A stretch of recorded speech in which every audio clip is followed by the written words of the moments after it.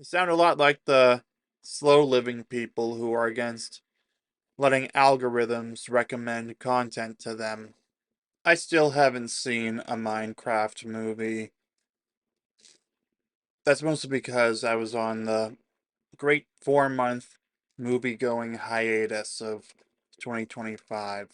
But apparently, it was all the rage with Gen Alpha in particular. I thought it was really young Zoomers, like born towards the end of the 2000s, who were creating all the chicken jockey shenanigans. But yeah, that brings me to today's article, What Kids Don't Want You to Know About Gen Alpha Culture by Anna North for Vox. Before we get into it and find out what exactly Gen Alpha culture is hiding from the older generations, be sure to give this video a like if you enjoy it. Comment what you think about all of this. Subscribe for cultural commentary and rants from a man caught between generations. And feel free to join me at the Zillennial Nexus Point Discord. Link will be in the description below. As long as youth culture has existed, adults have been mystified, perplexed, and even threatened by it. At least once a week, I think about the scene in A Hard Day's Night, a film released in 1964, in which the Beatles are being interviewed by clueless older journalists. What would you call that hairstyle you're wearing, Arthur? Yeah, according to Tim Pool, youth culture didn't exist up until around then anyway, because for most of human history, people lived the same lives as their parents. It is a very recent phenomenon in the grand scheme of human civilization. But even seen against the long history of grown-ups not getting it, the culture of Gen Alpha, kids born between about 2010 and 2024, feels especially hard to pin down. It is famously fragmentary. The monoculture is dead. And if adults aren't all watching the same shows anymore, a lot of kids aren't even watching shows. They're watching short form video on their phones, sources of entertainment or personality erosion, so limitless that every kid in the world could, in theory, be consuming a different piece of content right now. Well, taking all that into account, I am very happy that of all the options you have on the internet, you chose to watch me. Given all this, every time I hear a claim like, Gen Alpha doesn't laugh at farts, I'm tempted to ask whether Gen Alpha collectively laughs at, or cries over, or has any sort of aesthetic experience with anything. Is there a mass culture for kids and teens today? And if so, where does it come from and what does it look like? When I posed these questions to people who study kids and culture, the answer I got was that while young people probably aren't watching the same things, a lot of them are craving similar experiences from the culture they consume, whether it's movies, YouTube, or increasingly, video games. They want to feel safe. They want a sense of community. And they really want adults to leave them alone. Kids are still participating in culture, says BJ Colangelo, a media theorist and analyst who has spoken about Gen Alpha trends. They're just making their own, and they're choosing not to share it with the rest of us. Probably because, well, the older generations, I'm talking boomers and silent Genners and a mix of Gen Xers, aren't really on even the same kind of platforms. Most people over the age of 50 are on Facebook. Most people 49 and under are on the likes of either Instagram, YouTube, or TikTok. Yeah, I remember back in my day, I guess we can use the late 2000s for when I was in late elementary school and early middle school. There was still something resembling a monoculture. You had the likes of Pop Tropica, Webkins. Those were two of the most popular internet things I can remember for the Zillennials back then. And then it was really in the 2010s when it started to get fragmented. And the simple fact is, you have more choices now than you did back in the day. Even 20 years ago, most people still would have gone to see Revenge of the Sith because it was the big movie of the year. It was not as easy to just go into something else and basically hide from Star Wars because Revenge of the Sith's marketing was pretty much everywhere. There are other YouTubers who documented this. I'm not going to go into detail about that, but the point is, there was something resembling a monoculture. Basically, you could walk into the stores and see it in the cereal boxes. You could see it in the. Oh, there were also dedicated stores for specialties like Toys R Us for toys, rather than just the toy aisles of Target or Walmart. Kids don't need mass media anymore. Young people have never enjoyed being told what to like, and there's always been something organic and chaotic about their engagement with pop culture. At the same time, previous generations did have cultural arbiters and gatekeepers who controlled, to some degree, what they could access. Yeah, and they had far fewer options. When my mom was my age, well, I think by then, by 1997, because I'm now the same age she was when I was born, I'm pretty sure cable was just coming into being, or it was there to some extent, but it wasn't as prominent. But yeah, when my parents were young adults, they didn't have the same number of options. Gen Xers growing up, they had ABC, CBS, or NBC for the TV. For video games, they would get either Atari or Nintendo, and that was really it. And then for movies, it was whatever was having a very special showing on one of those three stations I mentioned earlier, or whatever happened to be in the theater. That was literally it. For millennials and Gen Xers, magazines, MTV, and the radio were major outlets that were promoting and selling us what cool is, Colangelo told me. Young people could accept or reject what they were offered. But even with that choice, it was still being curated by editors, producers, DJs. That was also true of culture aimed at younger kids, whose options were circumscribed by conglomerates like Nickelodeon and Disney. Yeah, that was true for Zillennials. Being a Zillennial myself, the Gen Z side,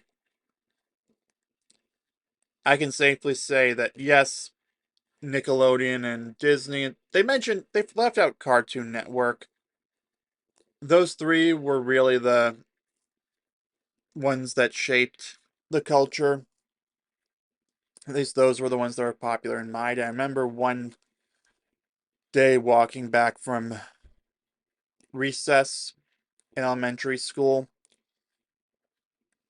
some of my classmates saying this new episodes every Friday chant from a Cartoon Network bumper. Yeah, there were a lot of options, but really it came down to Cartoon Network, Nickelodeon, or Disney Channel.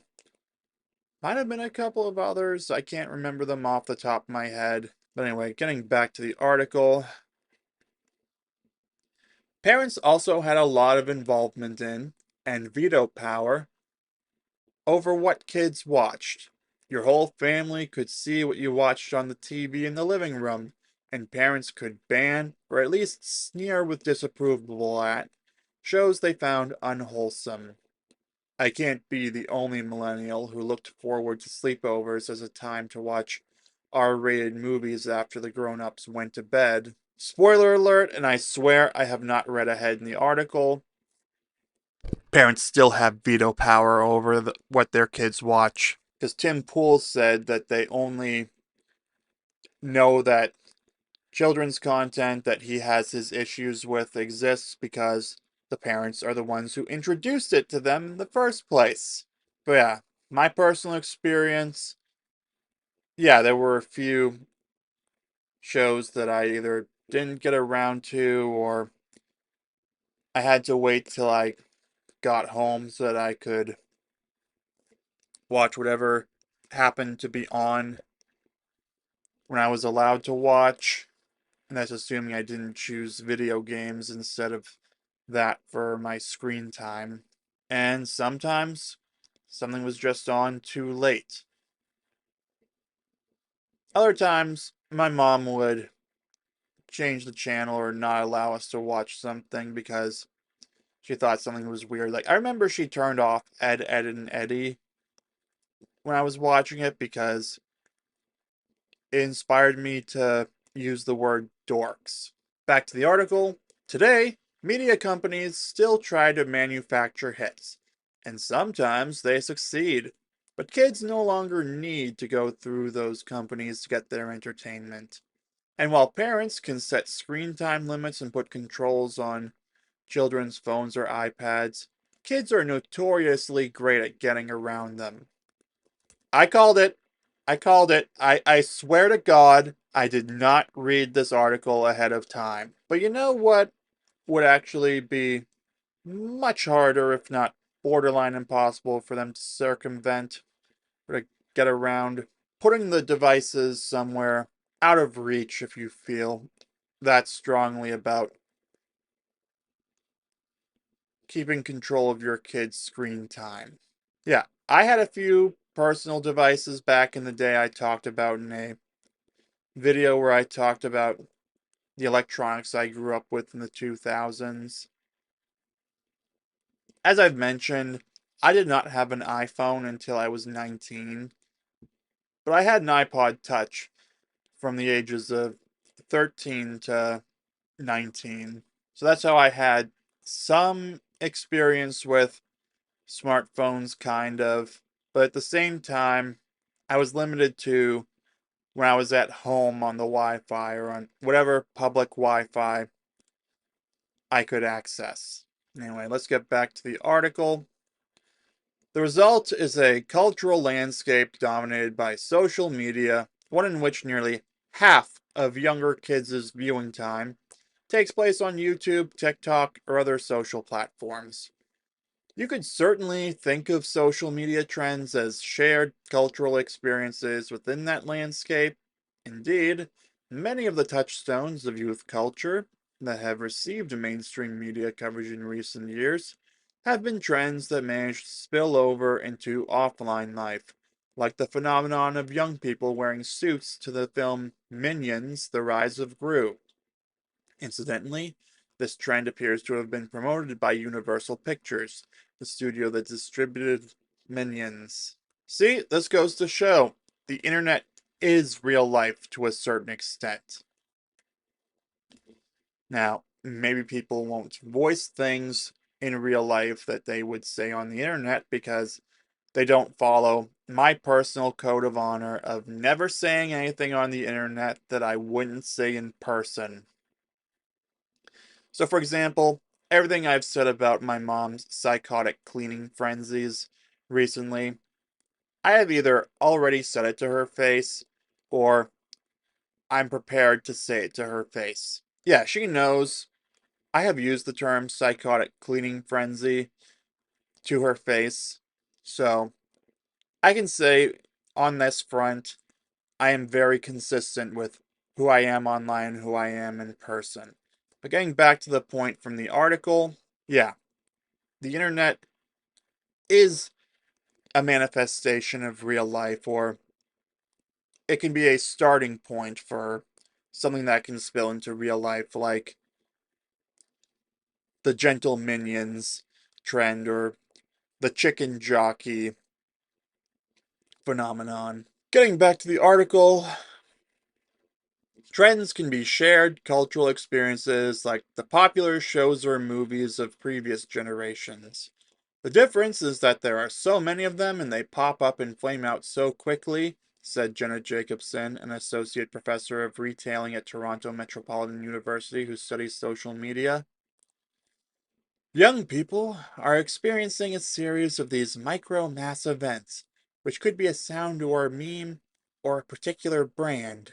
Yeah, a lot of these come and go pretty quickly. Like, it's been, what, 4 months, almost 5 months now since a Minecraft movie came out and we had the whole chicken jockey situation. You know, popcorn being strewn left and right. Some guy actually bringing a live chicken.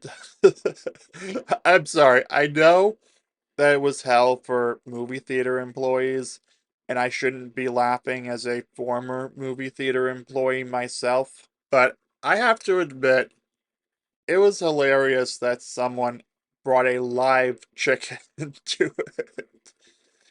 Anyway, getting back to the article, at the same time, social media allows many micro communities to exist, which means that not everyone is seeing the same thing at the same time until something becomes big enough that it permeates everyone's feed, Jacobson said.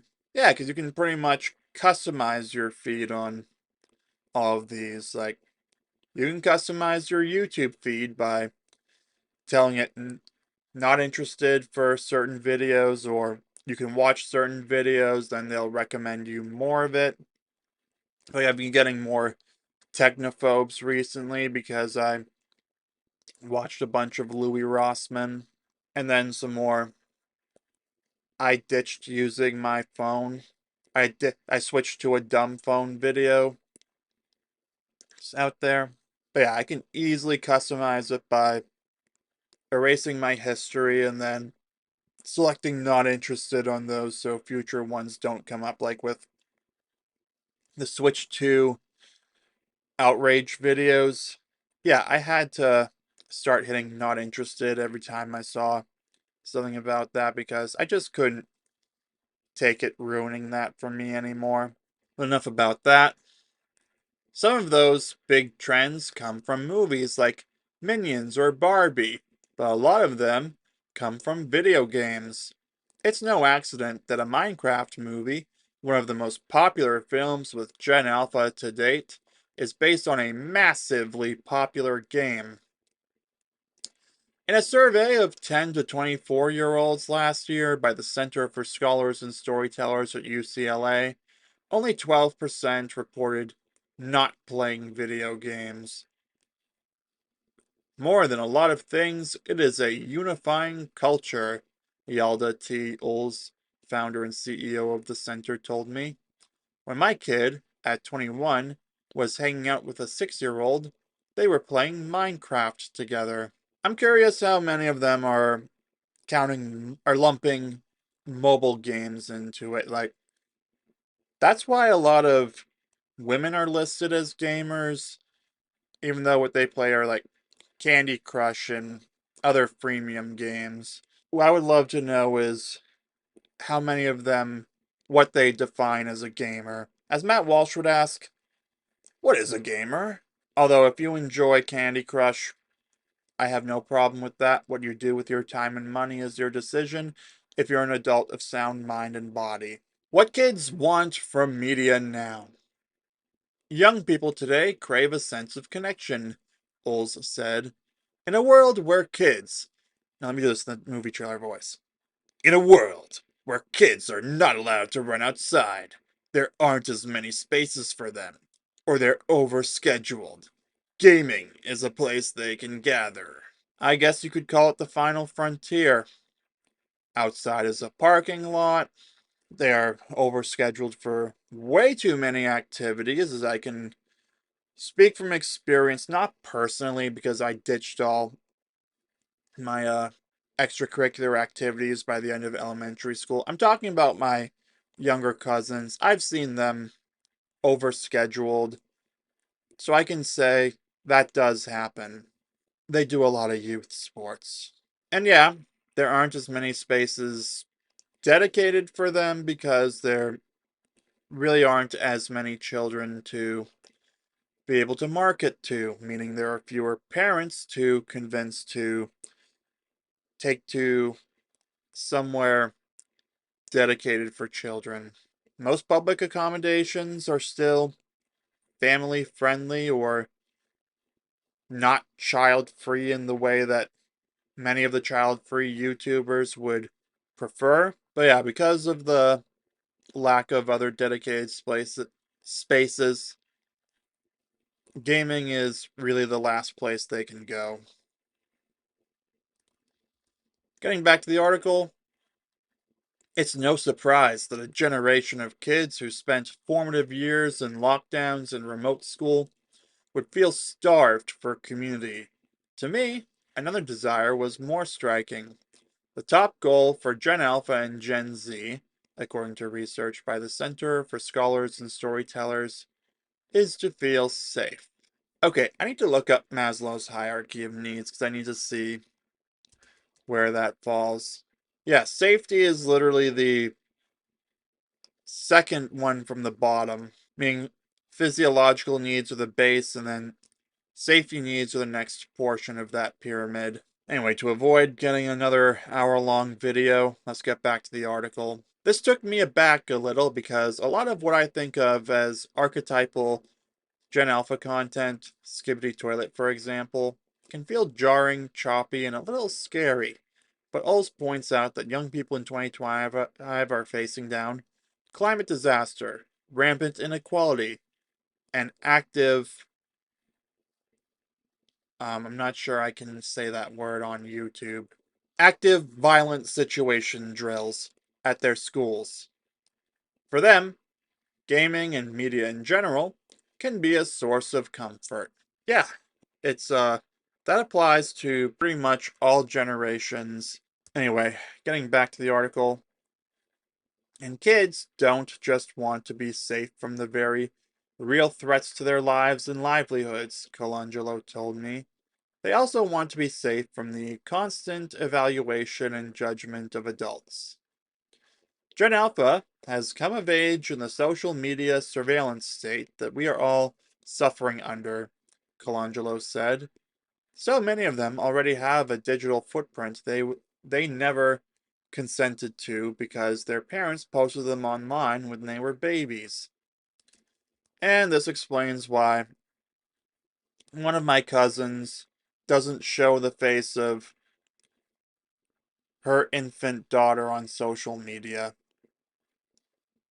Like when she was born, they just posted a picture of the name and then the date of birth on some kind of I don't know, some circular some something. Some item that I think in other birth announcement pictures the would be propped up in the newborn's hands or would be set up next to the newborn. But yeah, my cousin does not post pictures of her daughter's face to social media, and that probably explains it.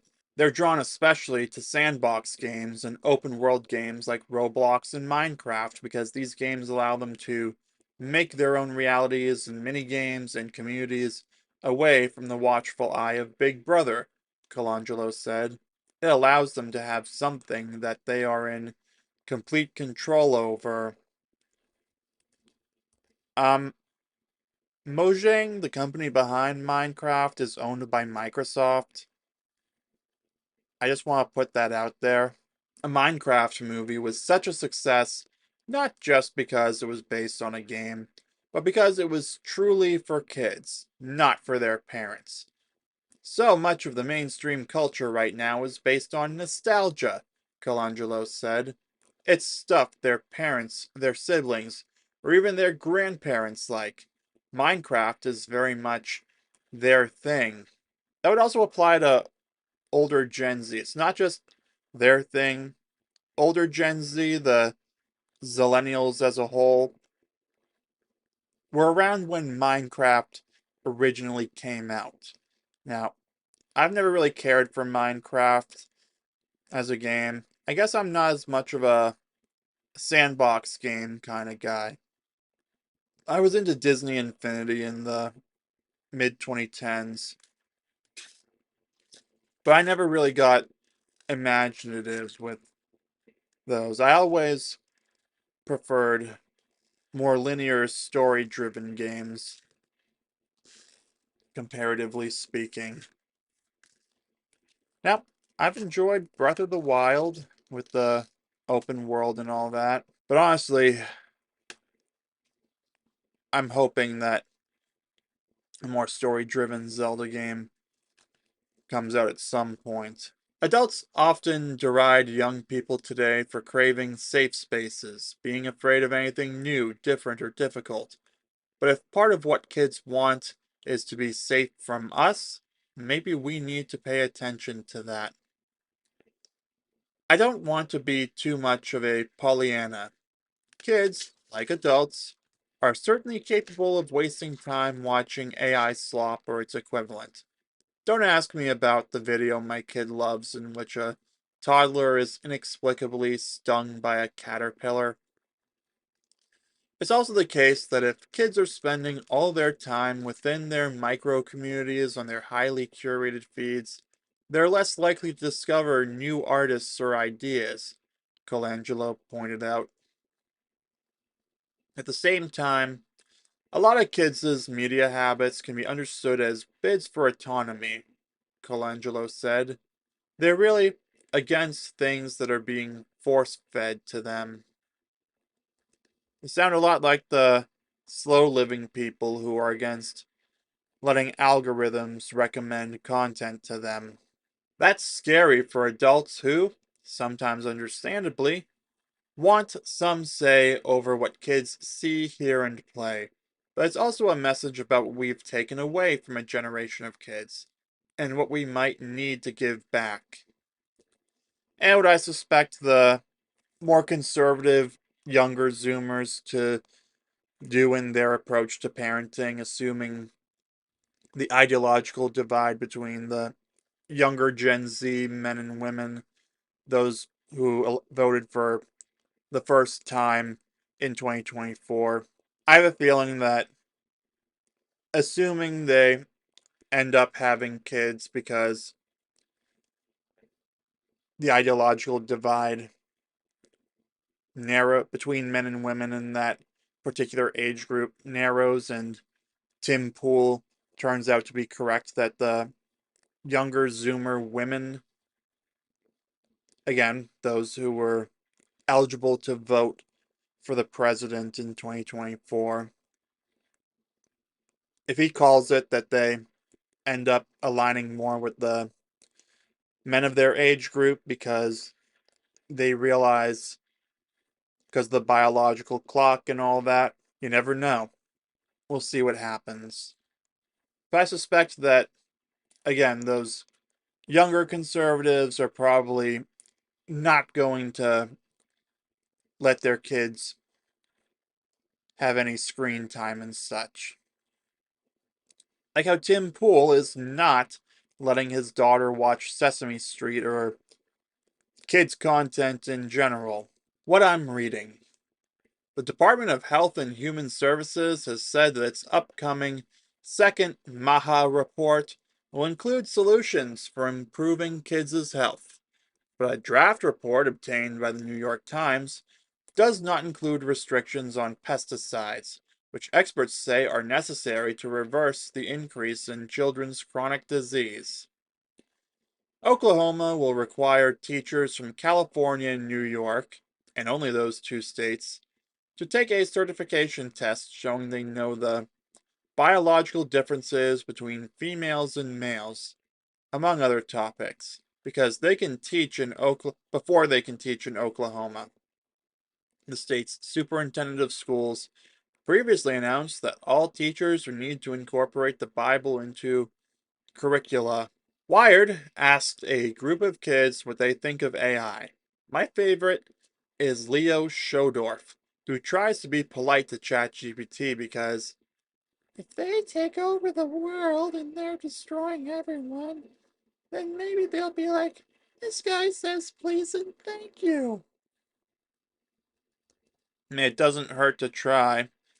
God, now I feel like I need to add please and thank you to when I consult ChatGPT about how my content's doing and all that. My little kid has been enjoying Zog, about a dragon who becomes an ambulance, kind of. Also, journalist Alyssa Rosenberg has started a new Substack all about children's books, and you can check it out here. Well, that was an interesting deep dive into the culture of Gen Alpha, or what they're trying to hide from we Zillennials, Millennials, Gen Xers, and Boomers. Yeah, I'm surprised they didn't get more into the chicken jockey stuff. But again, chicken jockey, gentle minions, all of that goes to show that the internet is in fact real life, or at least a force that has actual influence on real life. And the author failed to realize, or was probably told not to, just right, that parents do actually have a level of control over what their children watch. But yeah, a lot of them are given iPads these days, whereas back in my day, literally back in my day, the iPad did not exist. I was 13 when the original iPad came out. Now, I was among the first, I was literally the first graduating class that was issued laptops and later iPads for use in school. But that's a topic for another day. Anyway, the point of it all is